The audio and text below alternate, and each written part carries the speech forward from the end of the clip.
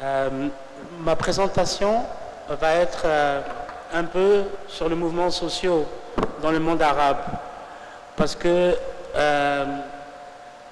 avec ce néolibéralisme et tout ce qui se passe dans le monde maintenant, j'aimerais ramener un petit peu tout ce qui se passe dans la région de l'Afrique du Nord et du Moyen-Orient. Et pour commencer, j'aimerais poser deux questions qui sont fondamentales, je pense, à parler de cette situation sur la vie sociale et les mouvements sociaux dans la région.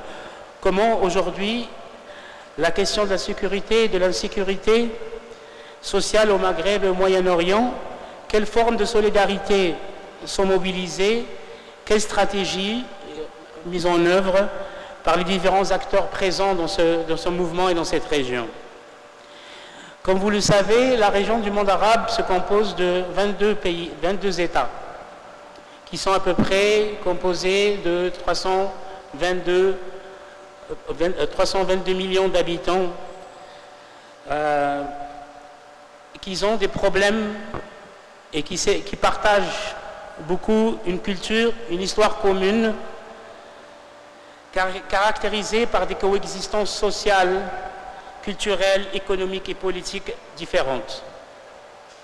Certains de ces pays ont des bons résultats économiques en termes de richesse matérielle, d'autres extrêmement pauvres. Depuis à peu près 96-98, ces populations vivent, la majorité presque, vivent à $1 par jour.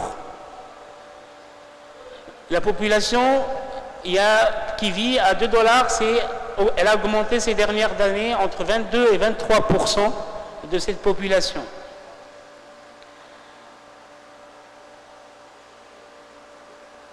La région, comme je le disais toujours, elle est compliquée, complexe.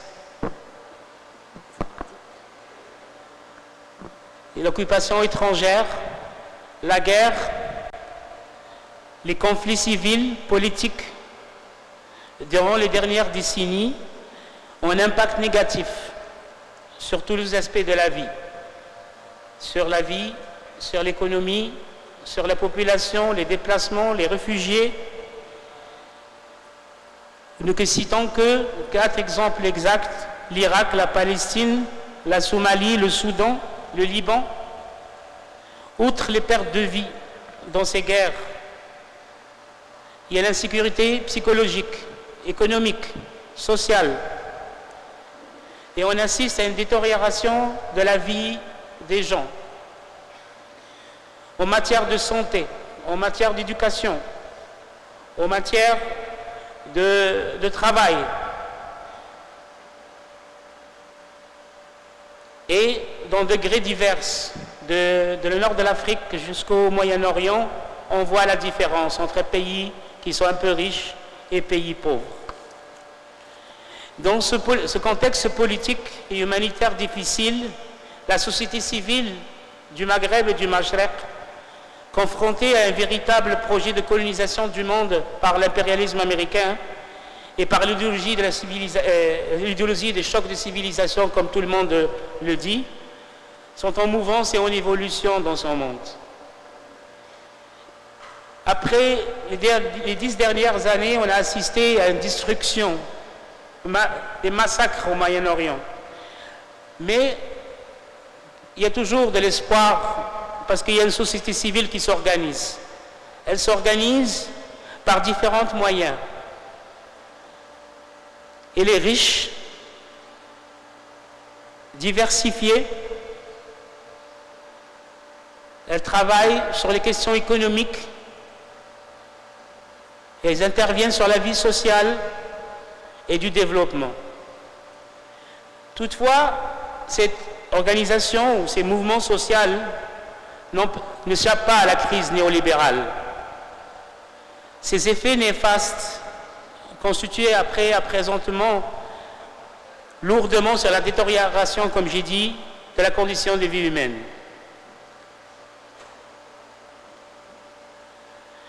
Dans ce contexte, de nouvelles formes de mobilisation sont mises en place dans la région, sans exprimer beaucoup, comme par exemple, je parlerai du Maroc, où maintenant il y a beaucoup de contestations, de nouveaux mouvements qui sont sporadiques, qui ne sont pas comment dirais-je, formelles. C'est des situations informelles sur des situations qui se passent dans les mines, par exemple à Gafsa en Tunisie, au Maroc par rapport au chômage, par rapport aux diplômés chômeurs au Maroc, par rapport à la question de la femme, par rapport à la question des jeunes.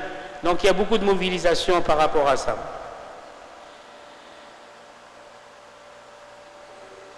Mais il y a un nouveau mouvement aussi, le mouvement d'intermondialistes, qui a connu une montée en puissance considérable ces dernières années dans la région.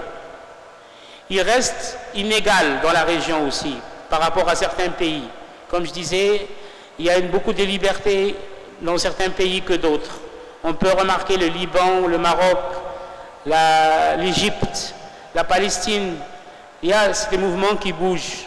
Et il y a d'autres pays comme l'Arabie Saoudite ou des pays où encore la situation est très difficile, que ce soit pour la liberté d'expression, la liberté individuelle, la question des femmes.